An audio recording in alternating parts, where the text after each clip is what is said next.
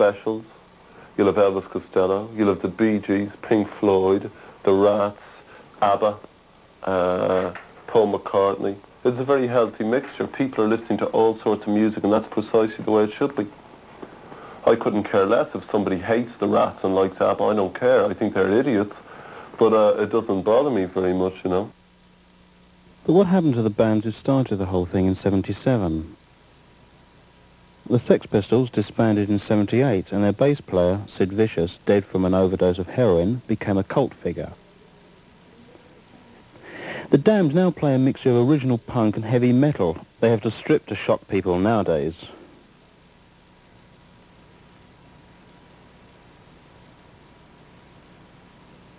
At the very beginning of all this, 1976, when all the new bands started coming out, was the fact that they were criticising this idea of an establishment, and in doing so they were forming an establishment themselves. They were becoming a clique unto themselves, which was as boring to my mind as the one that they were criticising, and which needed to be destroyed as much as the one that they were trying to destroy. They put themselves in an artistic corner, and they were talking about a certain type of politics and this, that and the other, and we will never do this and we will never do that. Of course, ultimately they had to compromise, and they looked like idiots because they've been shouting so long about they would never do this that they eventually had to.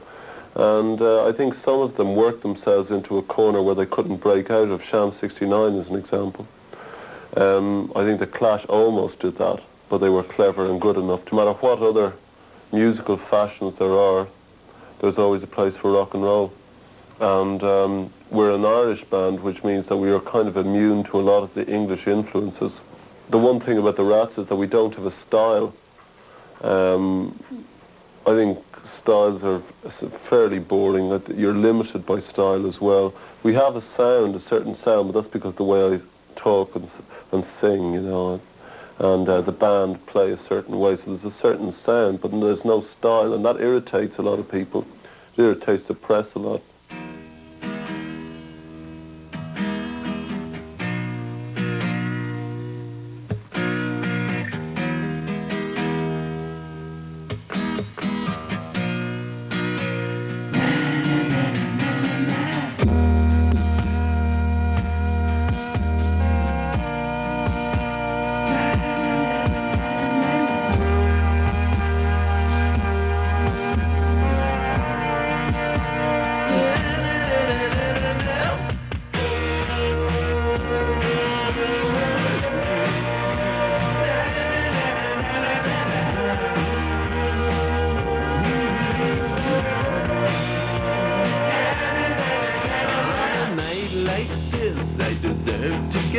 At least once or twice. You come over to my place, you're screaming blue murder, needing someplace to hide. Hey, well, I wish to keep quiet, imaginations run riot and these papers and walls.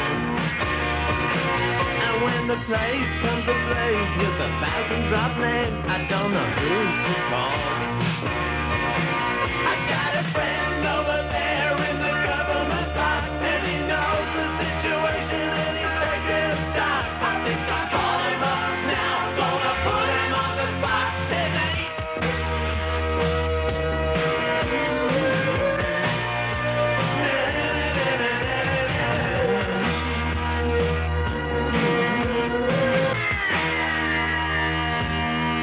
And I wish you'd stop whispering. Don't flatter yourself, nobody's listening, but it makes me nervous, those things you say. You may as well shout it from the roof, scream it from your lungs and spit it from your mouth. Hey, it will fall on deaf ears to indulge your fears. There's a spy in the sky, there's a noise on the wire. There's a tap on the line for every paranoid desire. Always someone looking at you. Someone's looking at you. They're always looking at you. They're always looking at you. They're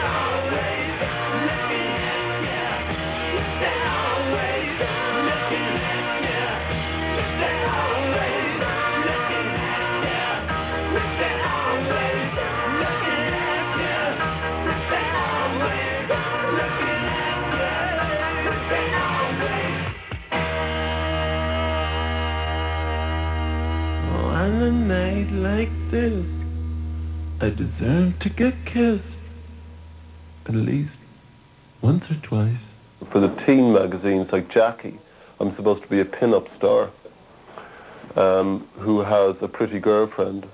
For the daily pop papers, I'm supposed to be Bob Geldof, rock star, who goes to premieres with his famous girlfriend. It's supposed to be like Rod and Britt or Mick and Bianca, and it's not even Mick and Marianne, you know. And for the so-called intelligent papers, the upmarket papers, The Guardian and The Times, The Telegraph, I'm supposed to be Bob Geldof, articulate young man of the new wave. And for the music press, I'm either supposed to be, he's clever, but he's a bastard, Bob Geldof, or else he's a talentless idiot, Bob Geldof, or else I can't stand him, Bob Geldof. One of the most important